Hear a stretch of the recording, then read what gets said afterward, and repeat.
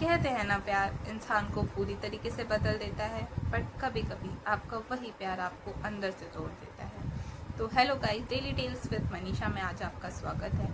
मेरी जो आज की स्टोरी है वो किसी भी फिल्म से इंस्पायर नहीं है, वो रियल लाइफ स्टोरी है। लाइक वो मेरी खुद की फ्रेंड की स्टोरी है, but due to privacy reason मैं उसका नाम और जगह का नाम चेंज कर दूँगी। तो चलिए शुरू करते हैं। कहानी की शुरुआत दो अनजान लोगों से होती है। मान लेते हैं लड़की का नाम अंकिता है और लड़के का नाम आरव। दोनों की जो मुलाकात है वो एक जॉब के दौरान होती है। आरव जो है वो उस कंपनी में पहले से काम कर रहा था और अंकिता जो है उसने अभी रिसेंटली उस कंपनी को ज्वाइन किया था। तो जब हम किसी कंपनी को ज्वाइन करते हैं तो स्टार्टिंग में हमें काम समझने में थोड़ी सी प्रॉब्लम होती है। तो वो काम समझने में आरव ने अंकिता की हेल्प करी और वहीं से उन दोनों के बीच बातें शुरू हुई। छोड़ दी, लेकिन उनकी बातें वो बंद ही नहीं हुई। दोनों फ़ोन पे बातें करने लगे, फिर घंटों बातें करने लगे और कब उनकी दोस्ती प्यार में बदल गई उन्हें पता ही नहीं चला। अंकिता जो थी वो अपने रिश्ते को लेकर बहुत ज़्यादा सीरियस थी। लाइक उसे लगता था कि उसे उसका लाइफ पार्टनर मिल गया है, बट दोनों की मोहब्बत इतनी आसान कहाँ थी।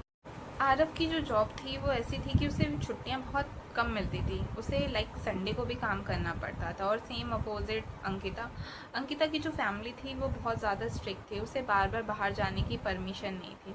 वो आरव से जब मिलने जाती उसे बहुत सारे झूठ बोलने पड़ते, बहुत स्ट्रगल कर कर वो आरव से मिलने जाती थी।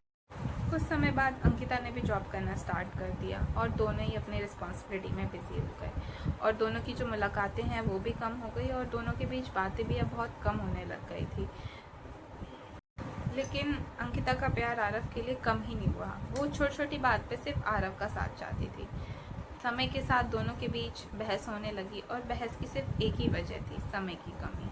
अंकिता को लगता था कि अगर कोई इंसान सच में प्यार करता है तो वो थोड़ा सा समय तो उसके लिए निकाल ही सकता है। वहीं आरव का कहना था कि वो काम में इतना ही बिजी है कि वो चाहकर भी उसके लिए वक्त नहीं निकाल पा रहा था। अंकिता हमेशा हर बार अपना रिश्ता बचाने की कोशिश करती थी, बट एक दिन जैसे ही उसकी दुनिया ही टूट गई हो, उसे पता चला कि आरव किसी दूसरी लड़की से बात कर रहा है। पहले तो उसे लगा कि ये सिर्फ उसकी एक गलत फहमी है, आरव ऐसा कर ही नहीं सकता। अंकिता ने उसे बहुत समझाने की कोशिश करी, उससे बात करने की कोशिश करी, मगर उसे क्या मिला? आरव से सिर्फ दूरी ही। और एक दिन आरव ने मान ही लिया कि उसकी ज़िंदगी में कोई और भी है। अंकिता के लिए वो पल एक बुरे सपने जैसा था। जिस इंसान के साथ उसने अपना फ्यूचर सोच रखा था, उसे इंसान ने उसे तोड़ कर रख दिया, उसका भरोसा तोड़ कर रख लिया। उसको तो ऐसा लग रहा था जैसे उसकी ज़िंदगी ही ख़त्म हो गई है। सबसे ज़्यादा दुख उसे इस बात का था कि आरव अपनी गलती मानने के बजाय सारा ब्लेम उस पर डाल रहा था। उसका कहना था कि तुम मुझसे मिलने नहीं आती थी, तुम मुझे वक्त नहीं देती थी, इस वजह से मैं किसी और के करीब गया। यहाँ अंकिता अपने आप को दोषी ठहराने लगी। उसे लगता था कि सारी गलती उसी की है, उसी की वजह से उसका रिश्ता ख़त्म हुआ है, बट सच ये नहीं था। धोखा कभी भी मजबूरी नहीं होती है, वो एक चॉइस होती है। इंसान खुद सोच समझ कर किसी को धोखा देता है। कुछ दिनों बाद आरव ने उसे हर जगह से ब्लॉक कर दिया था। अंकिता तो जैसे टूट सी गई थी। जो लड़की हमेशा हंसती मुस्कुराती खिलखिलाती रहती, वह अब गुमसुम रहने लग गई थी। उसने अपने आप को एक रूम में लॉक कर लिया था। खाना पीना उसने बहुत कम कर लिया था। लोगों से मिलना जुलना भी उसने बंद कर लिया था।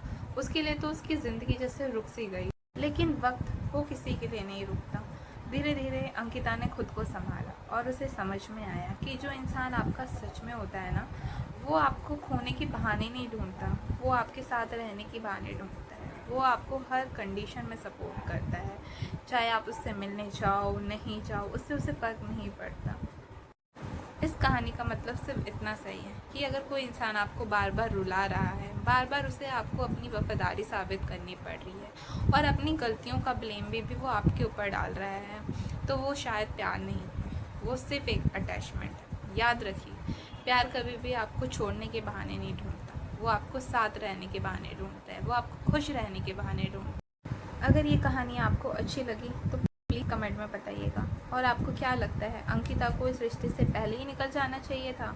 और ऐसे ही कहानी सुनने के लिए don't forget to subscribe my channel.